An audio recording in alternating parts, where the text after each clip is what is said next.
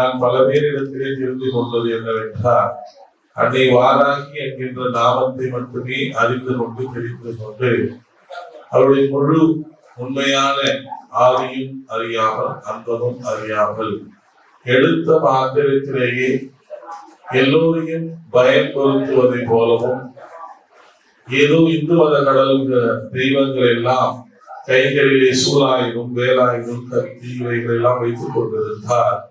அவைகள் எல்லாம் போர் புரிவதற்காக மட்டுமே வைத்துக் கொண்டிருக்கிறார்கள், அழிப்பதற்காகவும் துவம்சம் பண்ணுவதற்காகவும் வைத்திருக்கிறார்கள் என்கின்ற ஒரு தவறான தீர்ப்புகளையும் நாம் தற்பொழுது இருக்கக்கூடிய எப்படி பக்தி மார்க்கத்தை மிகவும் அருமையாக லயமாக நயமாக நம் மனதிலே புரிய வைக்கின்ற ஒரு சிலருக்கு மத்தியில் அதை வேறு மார்க்கமாக பயமுறுத்தல்களையும் அச்சுறுத்தும் வார்த்தைகளையும் சொல்லியும் நாம் நிறைய பேருடைய கருத்துக்களை கேட்டிருப்போம். இந்த கருத்து சுதந்திரம் எவர் வேண்டுமானாலும் தங்களுடைய கருத்தினை பதிவு செய்வதற்கு அவர்களுக்கு உரிமை.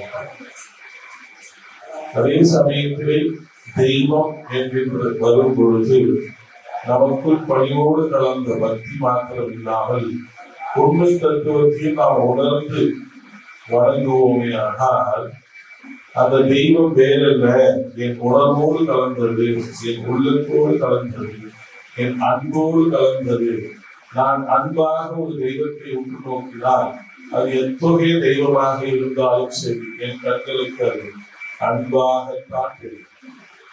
நாம் எந்த ஒரு தெய்வத்தை முக்கிரமாக உற்று நோக்கினோமையானாலும் அந்த தெய்வம் நமது பார்வைக்கு அது விநாயகர் பெருமானாக இருந்தாலும் சரி, சாந்த சுரூபமாகவே இருக்கின்ற எந்த ரூபமாக இருந்தாலும் சரி, நம்முடைய பார்வைக்கு அவர் உக்கிரமாகவும் தெரியும்.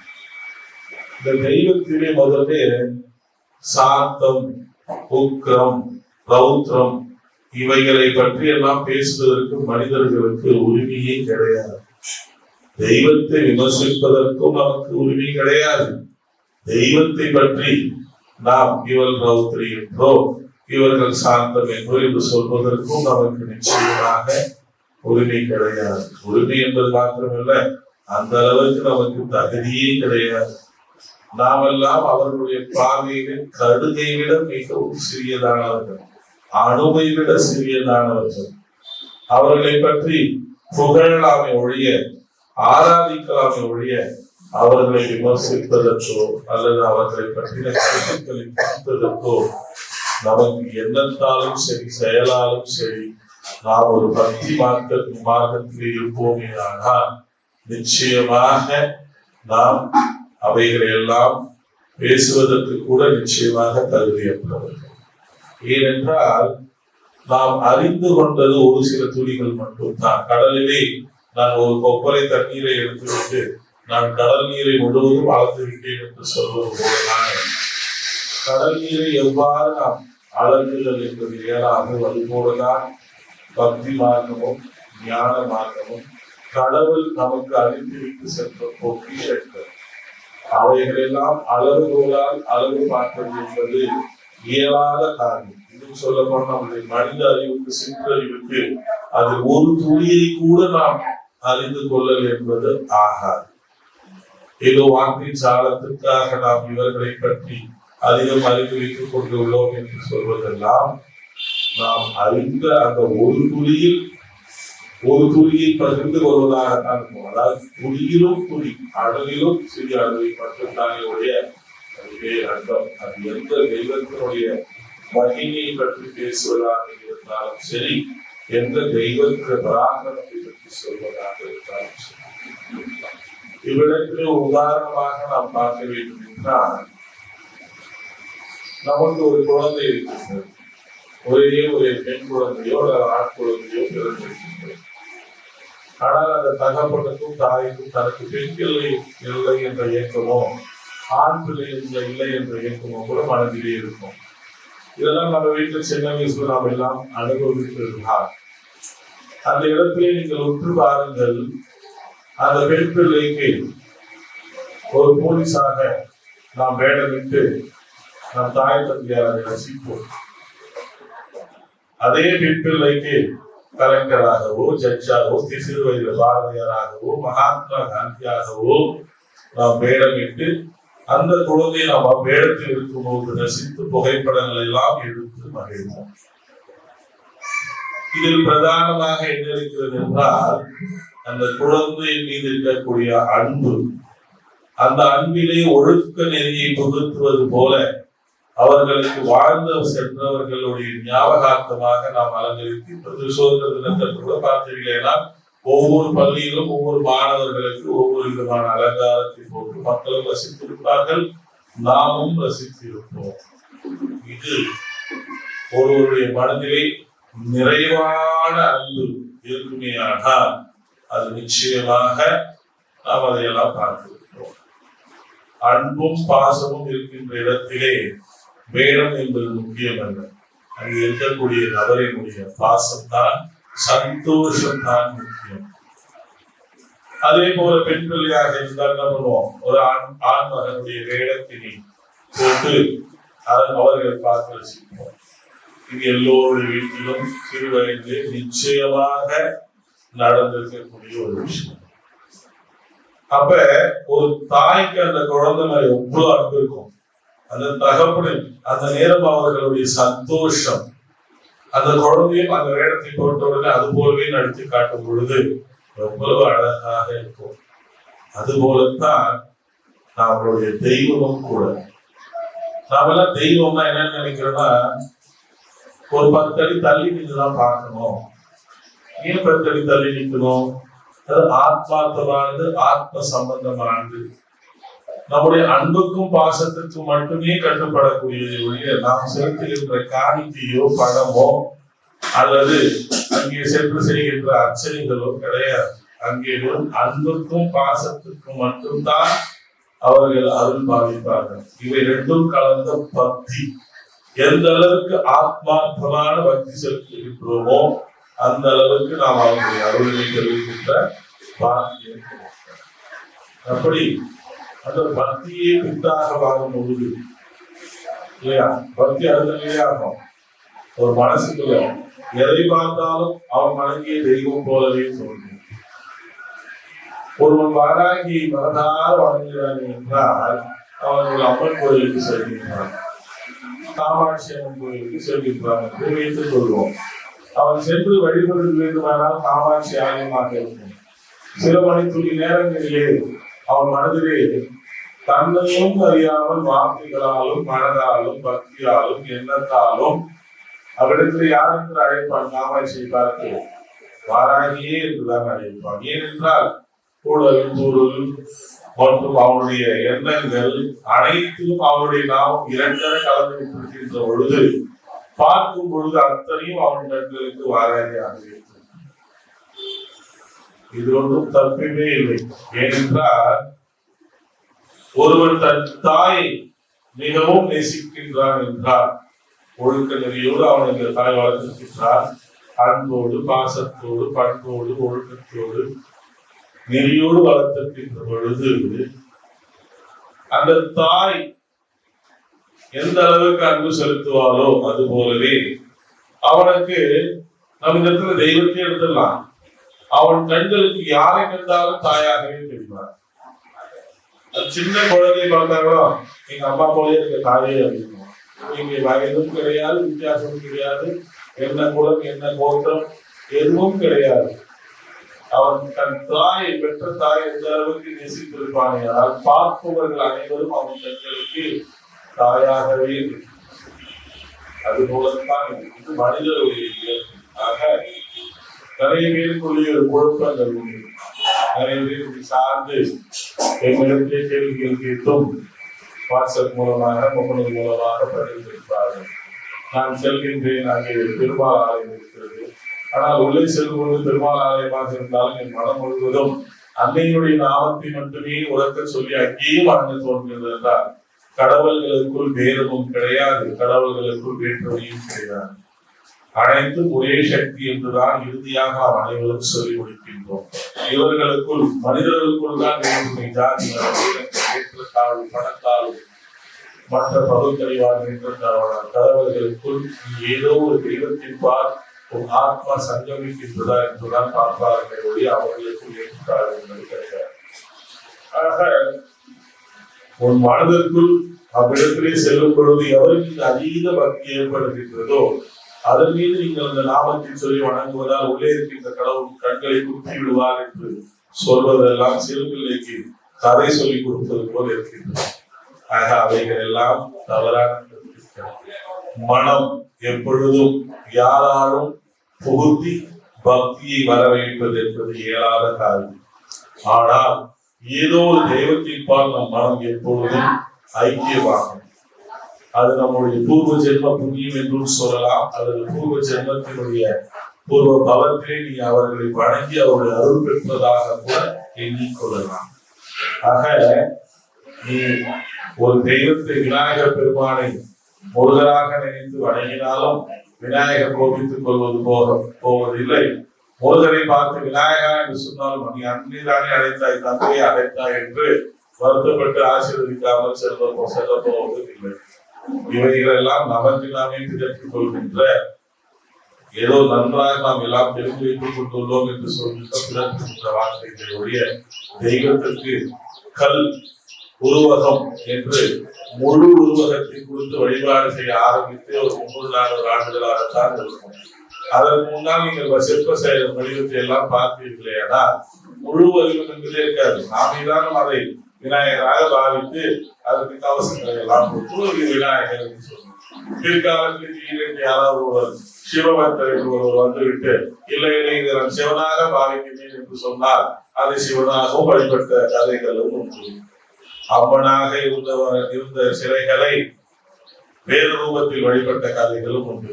இங்கே எவ்வாறு நாமத்தை சொல்லி வழிபடுகிறோம் என்பது முக்கியமல்ல, எந்த பற்றோடு உண்மை நிலையோடு அன்போடு பாசத்தோடு பக்தியோடு வழிபடுகின்றோம் என்பது மாத்திரம்தான் உண்மையை ஒழிய அதற்கு என்ன பெயர் வைத்திருக்கின்றோம், என்ன உருவப்பட்டிருக்கின்றோம் என்பதெல்லாம் அந்தந்த நிலைப்பாட்டிலே மக்களுடைய மனதிலே தானாக ஏற்படுகின்ற பக்தி மாற்றம்.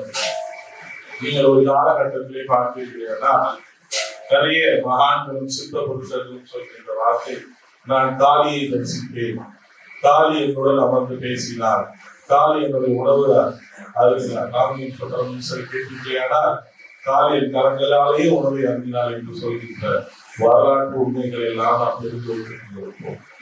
இப்படி தெய்வம் தன் அம்சத்தை ஒவ்வொரு காலகட்டத்திலே ஒவ்வொரு சுரூபமாக ஏதோ ஒரு நிலைப்பாட்டிலே மனதிலே ஆட்கொள்கின்றது என்பதுதான் இதன் உண்மை. இப்பொழுது இருக்கின்ற காலகட்டமோ அன்னை வாராகியினுடைய யுக காலமாக பாவிக்கப்படுகிறது. இது அன்னை வாராகியினுடைய ஆளுமை காலம், அன்னை வாராகியினுடைய எழுச்சி நேரம், அன்னை வாராகியினுடைய நாமத்தை பற்றி தொட்டிதோறும் பக்தர்கள் எல்லாம் உறக்க சொல்கின்ற நேரம், மனதிலே எவரென்றும் அறியாமல் கனவிலே சென்று அவர்களை ஆட்கொள்கின்ற நேரம். இனி எவராலும் தீர்க்க முடியாது என்கின்ற பிரச்சனைகளை எல்லாம் குழந்தை ரூபமாக சென்று நான் இருக்கிறேன் என்று நிறைய பேர் கனவிலே சொல்லி தீர்க்க முடியாத பிரச்சனைகள் எல்லாம் தீர்ந்ததாக கடந்த 2-3-5 ஆண்டுகளில் நிறைய பல அன்பர்கள் பக்தர்கள் தங்களுக்கு நடந்த உண்மைகளை வெளிப்படுத்துகின்ற மிகவும் அருமையான காலகட்டம். இதிலிருந்து நாம் தெரிந்து கொள்ள வேண்டிய ஒரு பாடம் என்னவென்றால், இவள் குழந்தையாகவும் இருக்கின்றார், குமரியாகவும் இருக்கின்றார், தாயோடும் இருக்கின்றார். ஆனால் நிச்சயமாக இவள் ரௌத்ரி என்கின்ற வார்த்தைக்கு சொந்தக்காரி அல்ல. இவள் ஒரு தாய், இவள் ஒரு குழந்தை. நம் மனம் என்பது குழந்தையாக பார்க்கும் பொழுது அவள் குழந்தையாக காட்சி தருகின்றார்.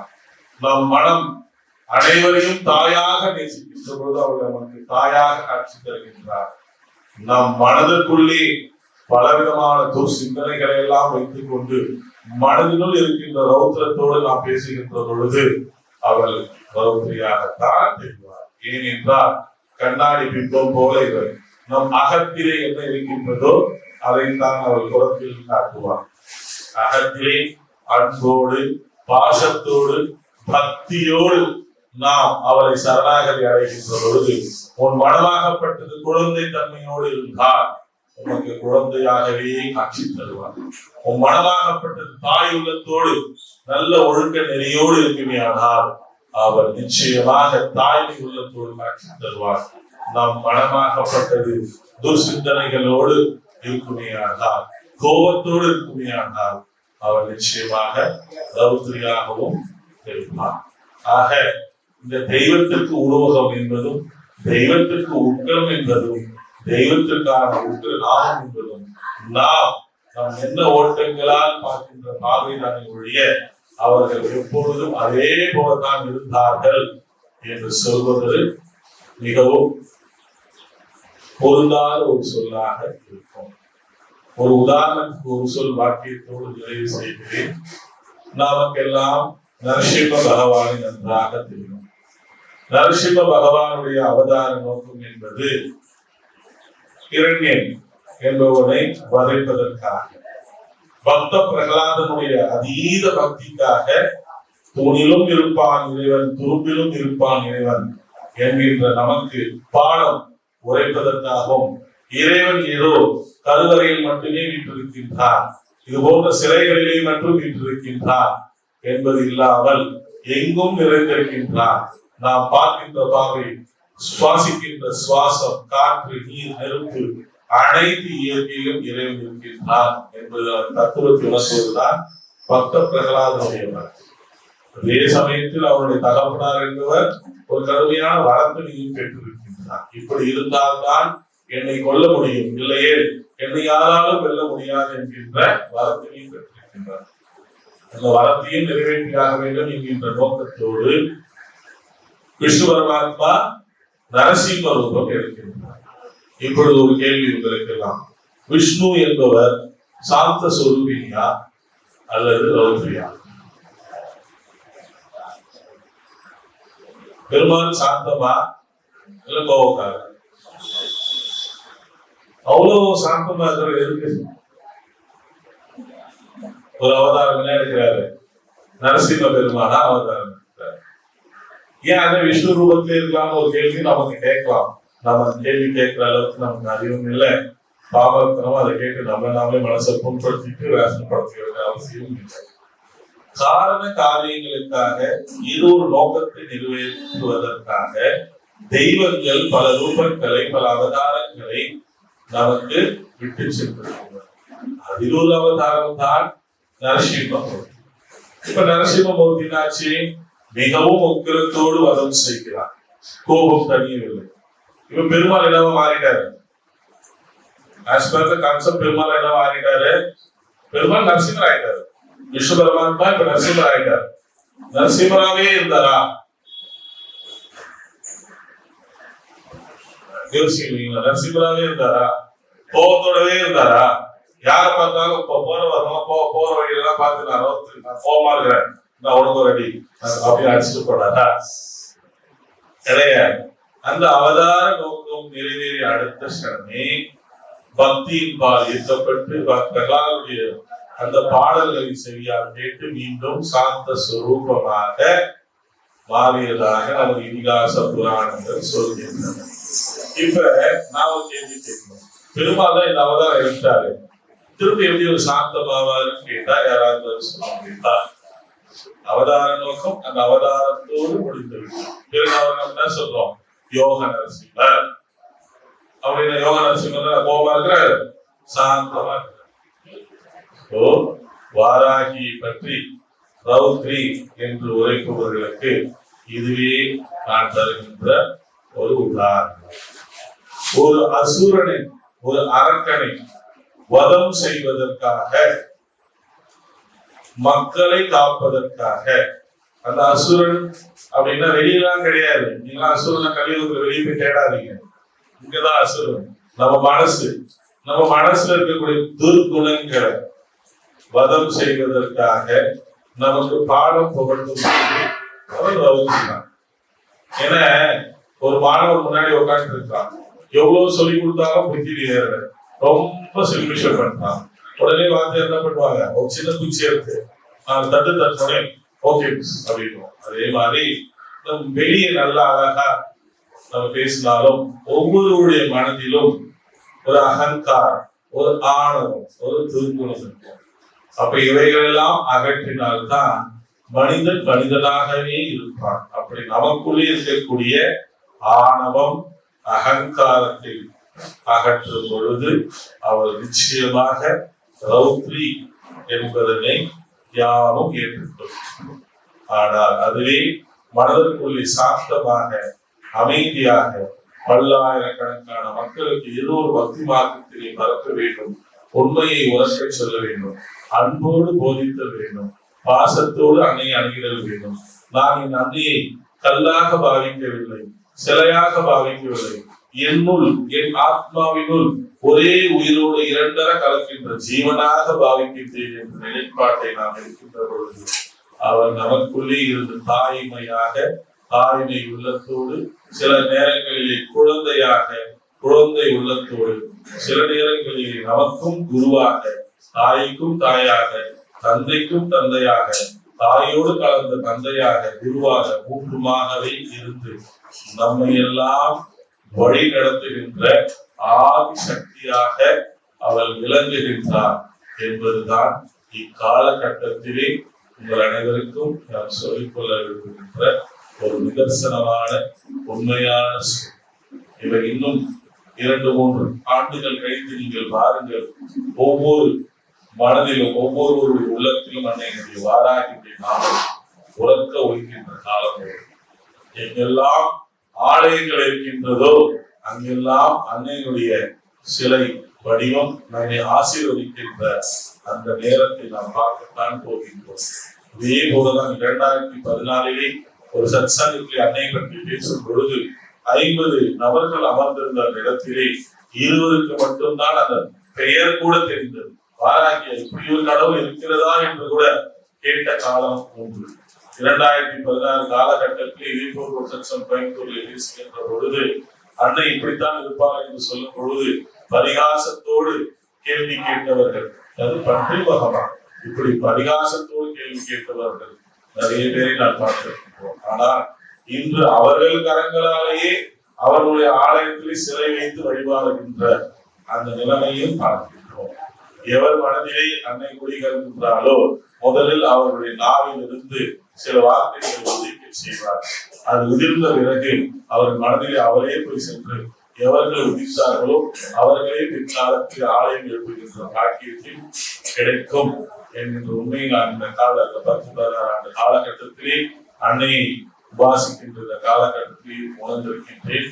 அப்படி அன்னையை நீங்கள் தாய்மை உள்ளத்தோடு குழந்தையாக அருள் பாலிக்கின்ற கலியுகத்திலே கண்கண்ட தெய்வமாக, கேட்ட வரத்தினை கேட்ட மாத்திரத்திலே தருகின்ற தெய்வமாக, நம்மோடு சரியாக அமர்ந்து பேசுகின்ற தெய்வமாக, ஒரு பேசும் கடவுளாக, நம் ஓட்டங்களில் நினைத்தாலே பொழுதும் அவை அதை உணர்ந்து அதன் பால் நமக்கு வரமளிக்கின்ற ஒரு அதீத சக்தி படைத்த தெய்வமாக விளங்குபவர் தான் அன்னை வாராகி. இது அவருடைய யுக காலம். அவருடைய யுக காலமான இந்த காலகட்டத்திலே நம்முடனே அவள் வசிக்கின்றாள், வாழ்கின்றாள். எண்ணத்தாலும் செயலாலும் தாய்மை உள்ளத்தோடு அருள் பாலிக்கின்றார். அன்னையினுடைய ஆசிகள் உங்கள் அனைவருக்கும் கிடைக்கப்பெற வேண்டும் என்கின்ற பிரார்த்தனையோடு அன்னையினுடைய யாகத்தில் அவர் எழுந்தருளி உங்கள் அனைவருக்கும் அவருடைய ஆசிகள் கிடைக்கின்றன. யாரும் ஆத்ம சங்கல்பம் என்று பிரார்த்திக்கின்றோம். நமோ வாராகி.